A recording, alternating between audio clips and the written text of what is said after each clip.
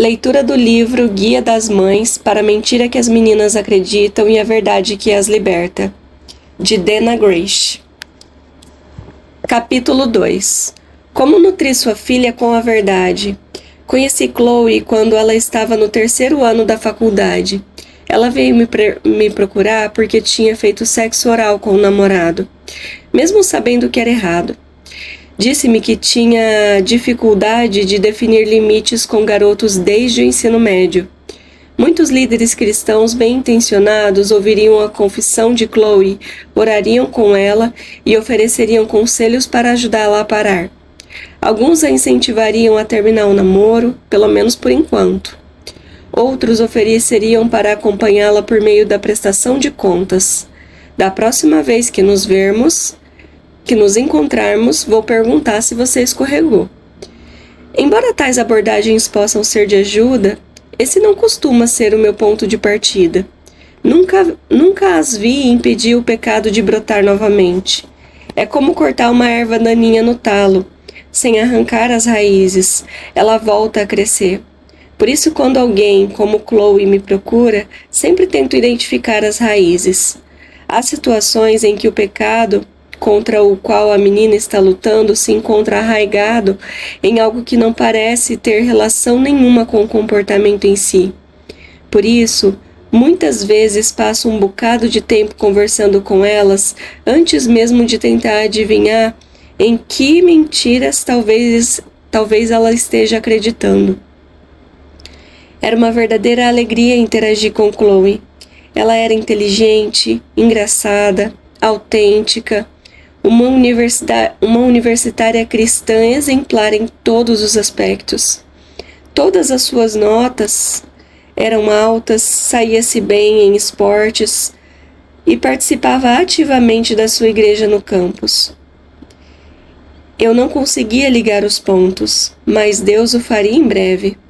Durante um tempo de oração, pedimos que Ele nos ajudasse a entender por que Chloe estava enfrentando a batalha sobre a qual o apóstolo Paulo escreveu em Romanos 7, fazendo aquilo que não queria, em vez de fazer o que queria. Instantes depois, minha amiga se voltou para mim com os olhos cheios de lágrima e relatou a mentira na qual ela havia acreditado desde os 8, 9 anos de idade. Preciso ter um bom desempenho para ser amada. O aspecto mais importante do nosso sistema de crenças não é o nosso comportamento, são as raízes. A Bíblia usa o termo coração para se referir às raízes do nosso sistema de crença. Se você deseja verdadeiramente influenciar pensamentos, emoções e comportamentos, não se pode concentrar nos seus esforços em refreá-los. Precisa alcançar o coração da pessoa, ou o seu sistema de crença. A Bíblia comunica essa verdade claramente. Quando Eva comeu o fruto, mostrou que acreditava no fundo do seu coração. Quando Chloe fazia sexo oral no namorado, provava em que verdadeiramente acreditava.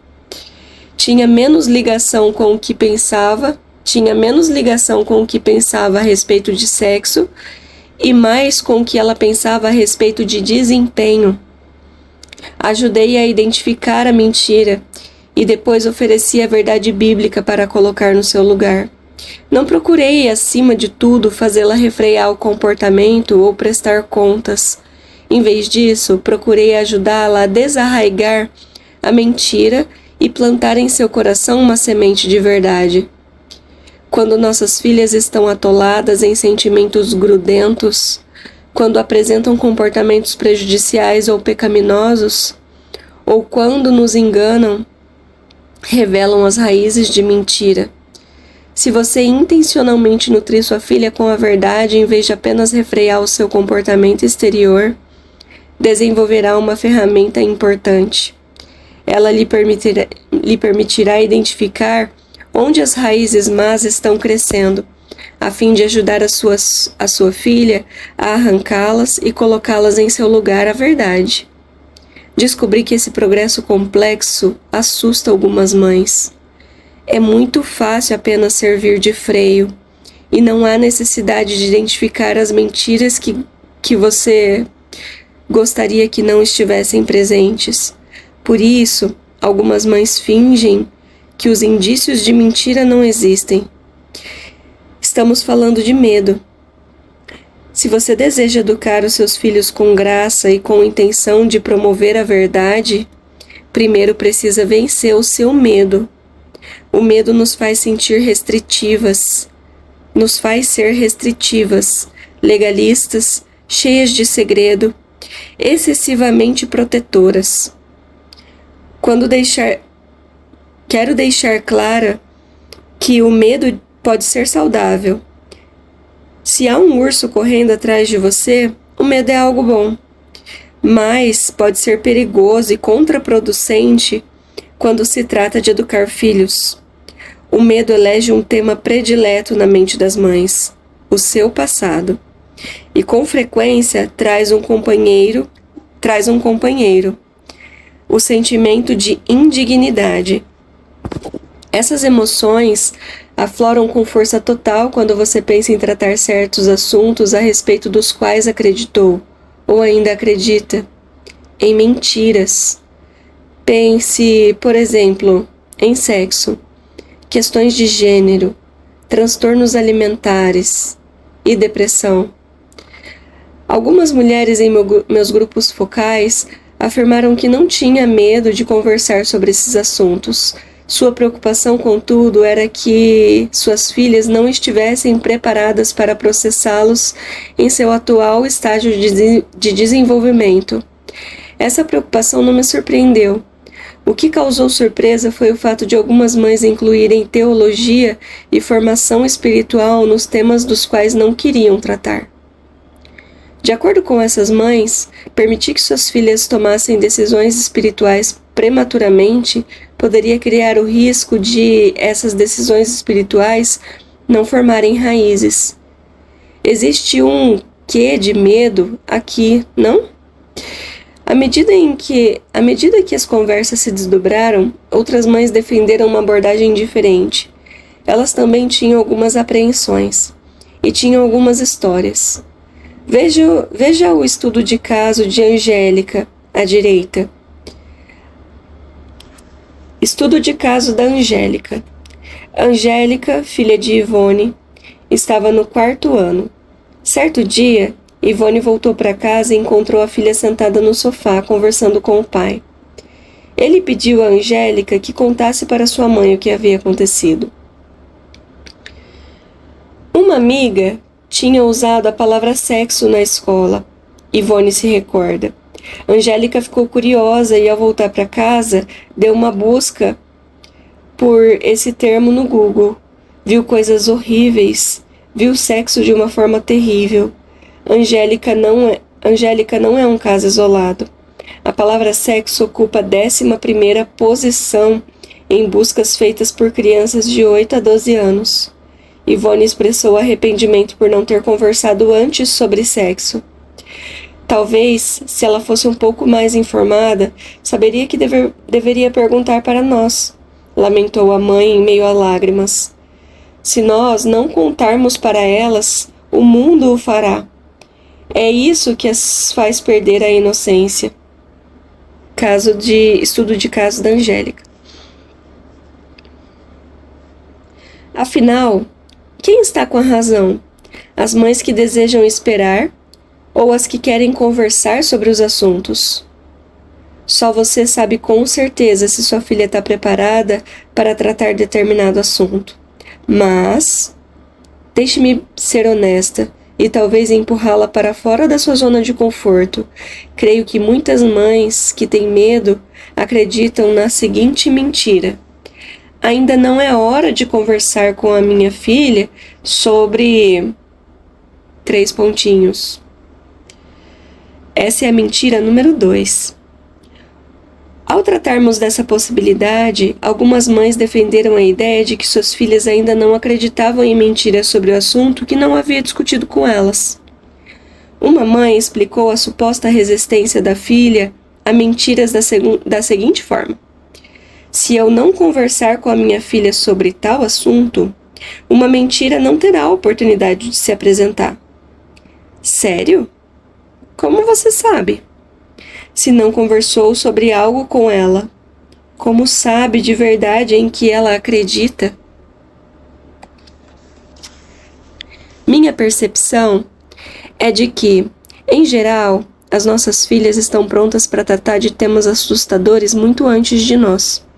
Meninas pré-adolescentes estão na fase de desenvolvimento em que analisam as próprias crenças e, provavelmente, estão ansiosas para receber orientação. Deixe-me explicar. Estágios do desenvolvimento moral das crianças. Ao longo de 2 décadas, estudei o desenvolvimento moral das crianças. Fiz isso como mãe e como alguém que adora ler. Uma vez que não sou doutora em nada, parte da linguagem dos textos era complicada e desnecessária. Portanto, desenvolvi meus próprios termos para os 3 estágios do desenvolvimento moral. De nada. 2 a 5 anos. A fase da imitação. Imitação de crenças. As crianças desenvolvem sua estrutura moral desde pequenas. Entre os 2 e os 5 anos, a principal maneira de formarem suas crenças é ao imitarem a mãe. Olham, observam e copiam tudo o tempo todo. Por isso, sua filha vai querer tudo o que você tem, como um celular ou uma cozinha de brinquedo. O coraçãozinho dela está dizendo: é o que a mamãe faz. Quero ser igual à mamãe, pois gosto dela. Vou fazer também. Ela cozinha ou trabalha no computador, pois é o que ela a vê fazer. Também diz: obrigada, é prestativa ou solidária, pois está imitando. A obediência se torna um pouco mais fácil quando ela vê a mãe respeitar os outros e atentar para eles. Dói ouvir isso, não é mesmo? Só para avisar, a carapuça serviu em mim também, não só em você. Coisas pequenas são importantes. Demonstrar afeto por seu marido na frente dela começa a ensinar a beleza do casamento. Devolver troco a mais quando o caixa comete erro, algo que me lembro de ver minha mãe fazer. Começa a ensinar sobre honestidade. Dizer coisas como: é o máximo ser menina. Começa a valorizar a feminilidade dentro do seu tenro sistema de raízes da verdade. Essa fase de desenvolvimento moral é apenas introdutória. Nada está consolidado, mas coisas emocionantes podem acontecer se a mãe procurar plantar e cultivar a verdade. Claro que um sistema de crença em fase de desenvolvimento é extremamente imperfeito. Os sinais das raízes que estão sendo plantadas podem se manifestar de maneira bastante estranhas. Durante um dos nossos grupos focais, uma mãe compartilhou um relato muito perceptivo de sua filha em idade pré-escolar. Veja o estudo de caso de Shiozoka na página anterior. Estudo de caso de Shiozoka. Quando Shiozoka, filha de Daio, tinha 4 anos, Daio estava tentando encorajá-la a ser obediente. A reação da menina, contudo, revelou quanto pode ser difícil fazer aquilo que é pedido de nós. Você vai me obedecer quando eu falar ou vai precisar de ajuda para querer obedecer? Perguntou Daio. Acho que preciso de castigo, respondeu Shiozoka com honestidade. Para Daio, a resposta da filha revelou que ela sabia distinguir entre o certo e o errado, mas também reconheceu a tendência de fazer aquilo que era errado. A consciência dela de sua fraqueza em desejar o certo é, para mim, um sinal da visão de mundo que se amplia e acolhe a verdade, disse a mãe nigeriana. Dos 6 aos 11 anos, a fase do aconselhamento. Avaliação das crenças. Entre os 6 e os 11 anos, sua filha começa a aprender a verdade ao perguntar o motivo das suas crenças. Essa é a fase interativa do desenvolvimento moral, caracterizada por muitas perguntas. A boca não consegue acompanhar todas as dúvidas que surgem no cérebro. Por que a mamãe faz isso? Acho que quero ser como a mamãe, mas será que ela curte mesmo fazer isso? É legal? E se eu não gostar? Talvez eu faça igual, se ela me explicar os motivos dela.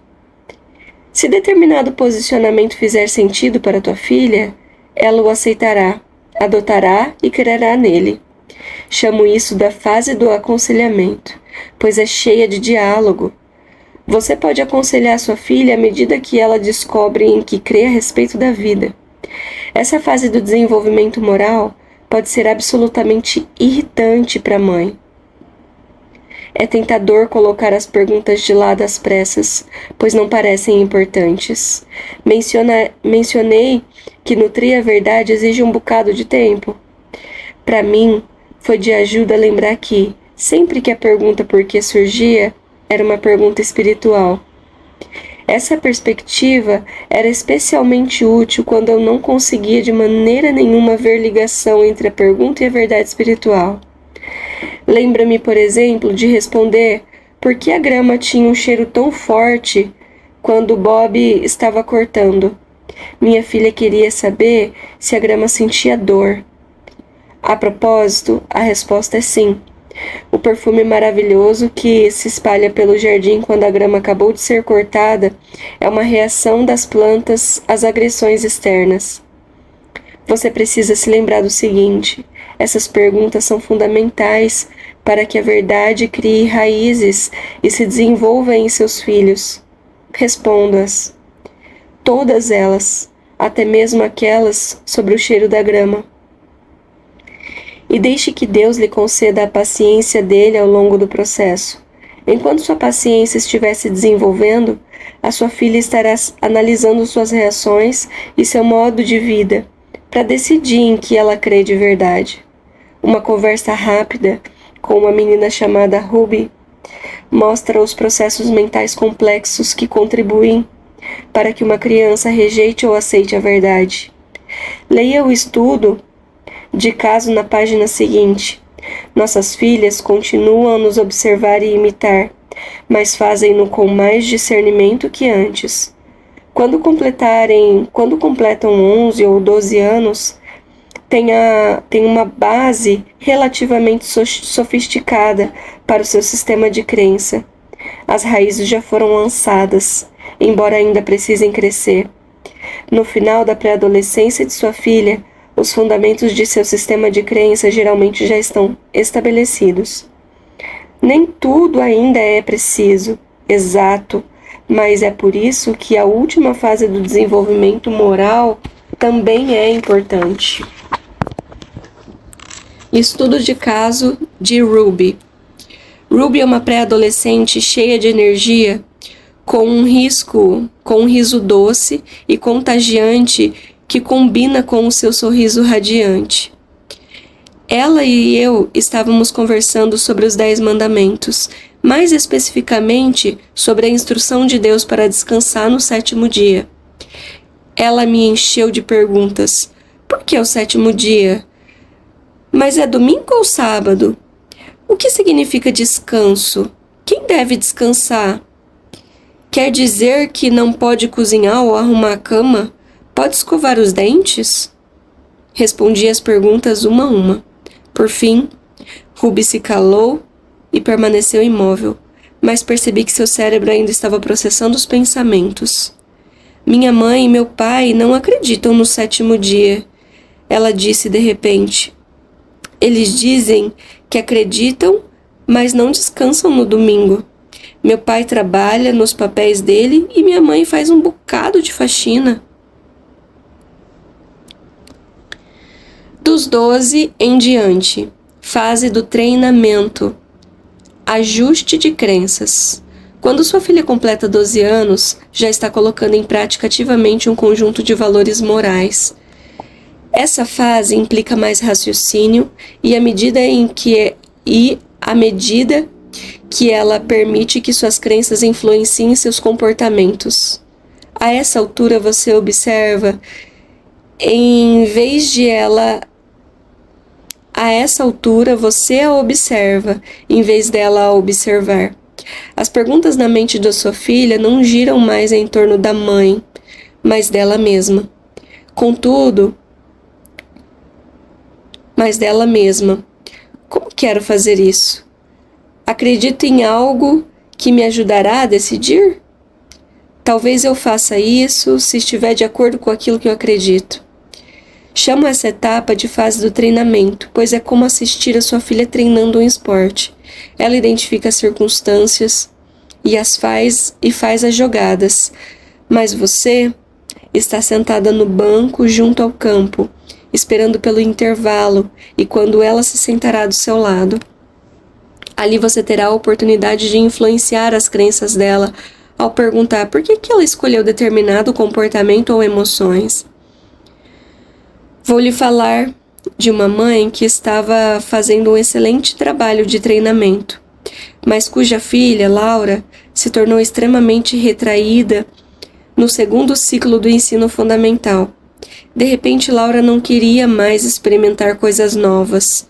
Chelsea, sua mãe, decidiu descobrir se era angústia e inseguranças normais dessa etapa de desenvolvimento ou se havia sentimentos grudentos que precisavam ser tratados. Após um rápido lanche com a filha depois da escola, as peças do quebra-cabeça começaram a se encaixar. Laura estava sofrendo bullying na escola e acreditando nas coisas maldosas que os outros lhe diziam. Raízes negativas estavam sendo plantadas e mudando o quadro emocional e comportamental dessa menina outrora vibrante e destemida. Quando Laura disse a Chelsea o nome da colega que estava sendo maldosa, a mãe logo entendeu. A situação da menina em questão era extremamente angustiante, pois seus pais estavam no meio de um divórcio litigioso. Queria ensinar a Laura a se defender quando alguém falasse inverdades a seu respeito, mas que o fizesse de maneira correta. Relatou Chelsea, que deu essa instrução à filha. Laura foi para a escola com a tarefa clara de gentilmente, mas de modo verdadeiro, confrontar a agressora. Foi preciso muita persuasão e oração para que ela criasse coragem, mas Chelsea sabia que essa confrontação corajosa com a verdade era essencial para que Laura recuperasse a sua personalidade e a sua saúde emocional. Sei que você está passando por dificuldade em casa, Laura disse à menina no dia seguinte na escola. Posso fazer alguma coisa? Quero ajudar você, mas você precisa começar a me tratar bem. Essa conversa mudou tudo. No final das contas, a agressora não era assim tão maldosa. Ela era apenas uma menina sofrendo profunda dor e solidão. Hoje, as duas são boas amigas, e Laura recuperou seu intenso amor pela vida. Nem todos os esforços por instruir os nossos filhos funcionarão de forma tão profunda ou imediata. Às vezes eles não internalizam nossos conselhos e em outras ocasiões não têm coragem de colocá-los em prática. O fato é que eles nem sempre vão acertar. Crianças e até mesmo jovens no começo da adolescência são excelentes observadores, mas péssimos intérpretes.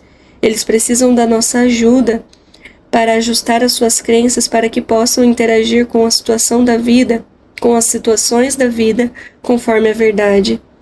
Esses são fatos simples e exatos a respeito do desenvolvimento do sistema de crença dos nossos filhos. Se você não se importar, porém, gostaria de lhe dar algumas orientações. É hora de eu revelar a tese desse capítulo, e desejo fazê-lo de modo incisivo. Vamos lá?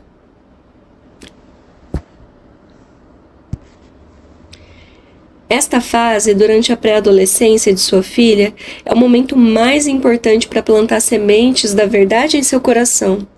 Meu amigo George Burnham, que dedicou vários anos da sua vida à pesquisa das crenças e dos comportamentos religiosos dos americanos, expressou essa realidade da seguinte forma: aquilo em que você crê ao completar 14 anos é geralmente aquilo que você crerá até morrer.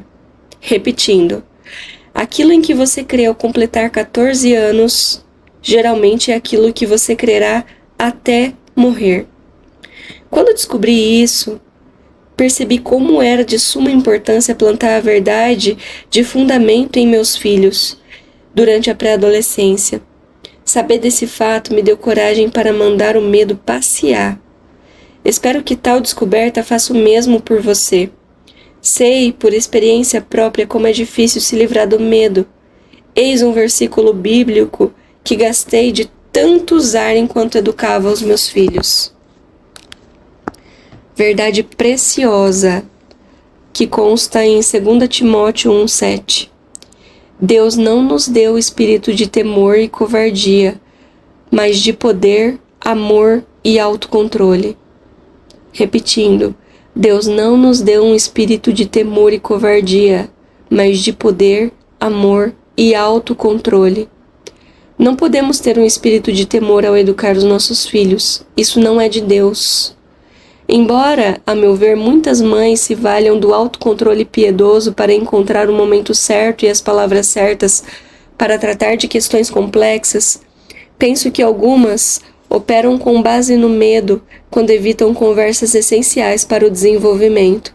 Elas temem não saber o que dizer, medo de ainda não ser a hora, medo de que será prejudicial para sua filha, medo de que a filha será tentada a mentir. Ruminar o medo muitas vezes nos leva a adiar conversas muito além da conta. Certa mãe chegou a me dizer em um dos grupos focais: o melhor momento para conversar com a sua filha sobre sexo é quando ela está pronta para ter uma relação sexual. Em minha opinião, portanto, devemos conversar sobre isso. Devemos conversar sobre isso na noite antes do casamento. Creio que agora, quando o coração está ardendo de perguntas, é o momento de plantar a verdade. Eu não estou dizendo que você deve jogar fora toda a cautela, apenas o medo. Você ainda precisará da sabedoria para tratar de assuntos difíceis de modo apropriado para a idade da sua filha. Não é correto querer que sua filha tenha conhecimento do bem e do mal. Corrigindo. É correto não querer que sua filha tenha conhecimento do bem e do mal. Foi exatamente essa preocupação de Deus em relação a Adão e Eva. Quando Deus lhes disse para não comer do fruto da árvore, seu propósito era protegê-los. Não queria que a experiência pessoal os privasse de sua inocência. Com isso, trouxe consequências terríveis. Como mencionei anteriormente, só você é capaz de saber o momento certo de apresentar um assunto à sua filha. Se lhe parecer que ela está em um nível de desenvolvimento em que é capaz de lidar com determinado assunto, ou se ela tem uma necessidade especial que a impediria de entender algo mentalmente, sua decisão de adiar a conversa é motivada por sabedoria, não por temor. Mas se simplesmente você tem medo de um assunto ou não sabe abordá-lo sem fazer com que sua filha perca a inocência, esse não é um bom motivo para evitar algumas conversas. Quando educamos motivadas pelo medo, tornamos a nossa filha vulnerável às vozes que contam mentiras. Infelizmente, Adão e Eva deram ouvido à única voz que podia mentir para eles no Jardim do Éden. Satanás escolheu uma serpente para essa tarefa. Hoje ele tem muitos porta-vozes para proferir suas mentiras. Aliás, pode ser difícil você e eu os evitarmos. Anúncios, filmes, amigos, sistema político, até mesmo líderes de confiança podem por vezes ser sementes de mentiras. Se não tomarmos cuidado, nosso silêncio motivado pelo medo se torna um megafone para que essas vozes plantem mentiras em nossos filhos. Como mãe, você está lutando contra o medo? Arranque pela raiz as mentiras em que talvez estejam acreditando a respeito das suas emoções, ao ler o capítulo 9 de Mentiras em que as Mulheres Acreditam e a Verdade que as Liberta. Considere o seguinte: se sua filha ainda copia, ou se está na fase do desenvolvimento moral em que a questiona, que tipo de impacto você pode exercer sobre o sistema de crenças dela se aprender a interagir com as suas emoções de acordo com a verdade? Neste capítulo de Mentiras em que as Meninas Acreditam e a Verdade que as Liberta, sua filha está aprendendo 4 maneiras pelas quais Eva cooperou com Satanás. Como Eva cooperou com Satanás? Número 1. Ela deu ouvidos às mentiras de Satanás. Número 2. Ela ruminou as mentiras de Satanás. Número 3. Ela acreditou nas mentiras de Satanás. Número 4. Ela agiu de acordo com as mentiras de Satanás. Tem certeza de que ainda não é hora de conversar com a sua filha sobre determinado assunto? Ou você está sendo enganada e levada a acreditar que ainda é cedo demais? Essa distinção é extremamente importante, porque quando você e eu acreditamos em mentira, cooperamos com Satanás. Ajudá-la a plantar mentiras em minhas filhas é algo que eu desejo evitar. Precisamos permanecer atentas e sensíveis ao Espírito, a fim de discernir quando é necessário e quando é o momento certo de tomar coragem e começar uma conversa difícil. Ao fazê-lo, muitas vezes as conversas transcorrem mais facilmente do que imaginávamos. Afinal, Deus apenas informou a Adão e Eva a verdade sobre a árvore. Não mencionou a mentira que a serpente contaria. Em minha opinião, é possível conversar de modo seguro com a sua filha sobre praticamente qualquer assunto, sem apresentar as mentiras inapropriadas para o seu coração e a sua mente. A ênfase não deve ser sobre as mentiras. Queremos conduzir as nossas meninas à verdade.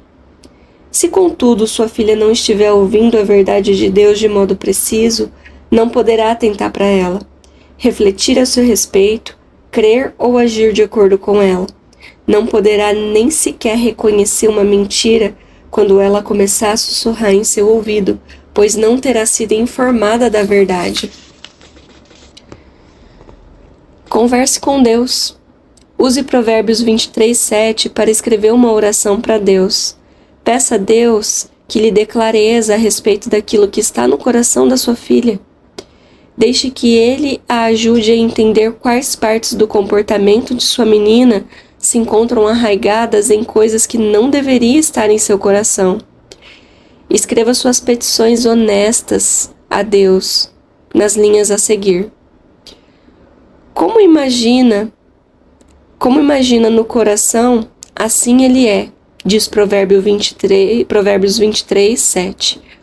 Como imagina no coração, assim ele é. Converse com a sua menina. Depois que sua filha ler o capítulo 2 do livro dela, abra na página 33 e explique para ela as 4 maneiras pelas quais Eva cooperou com a serpente. Pergunte se ela às vezes coopera com as mentiras de Satanás. Em seguida, abra na página 29, em que ela anotou o conselho que daria para Zoé, a respeito da tentação de desobedecer os seus pais. Converse sobre as sugestões que sua filha ofereceu.